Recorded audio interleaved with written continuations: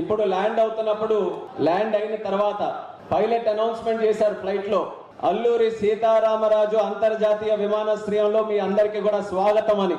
ఆ మాట వినడానికి ఎన్నో సంవత్సరాల నుంచి మనం ఎదురు చూస్తూ ఉన్నాం. వాస్తవానికి చెప్పుకోవాలనంటే ఈ యొక్క భోగాపురంలో ఎయిర్పోర్ట్ అన్నటువంటి బీజం వేసినటువంటిది మన విజనరీ లీడర్, మన ముఖ్యమంత్రి వర్యులు శ్రీ నారా చంద్రబాబు నాయుడు గారు.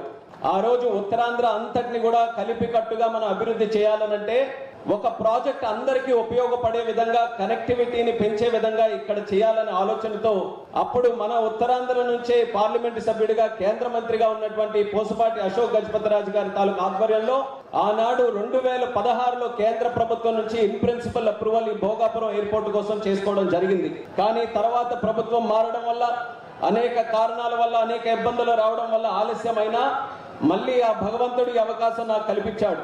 ఈ మూడోసారి ఈ యొక్క ప్రాంతం నుంచి పార్లమెంట్ సభ్యుడిగా గెలిచి మళ్ళీ కేంద్ర మంత్రిగా సివిల్ ఏవియేషన్ శాఖగా నాకు చేసిన తర్వాత ఇది దేవుడు నాకు ఇచ్చినటువంటి ఒక వరంగా భావించి 18 నెలల్లో ప్రతి ఒక్క నెల కూడా ఇక్కడ ప్రత్యేకంగా రివ్యూలు పెట్టుకొని చంద్రబాబు నాయుడు గారు మాకు ఒక ఛాలెంజ్ ఇచ్చారు.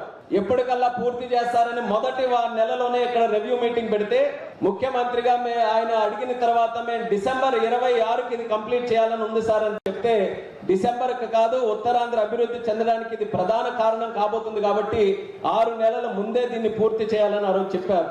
ఆయన ఇచ్చినటువంటి మాటని శాసనంగా తీసుకొని 6 నెలల ముందే పూర్తి చేయాలన్న ఆలోచనతో ఎంత ఫాస్ట్ గా ఈ ప్రాజెక్ట్ ని నడిపించామో మీ కళ్ళ ముందు మీరే అందరూ కూడా చూశారు.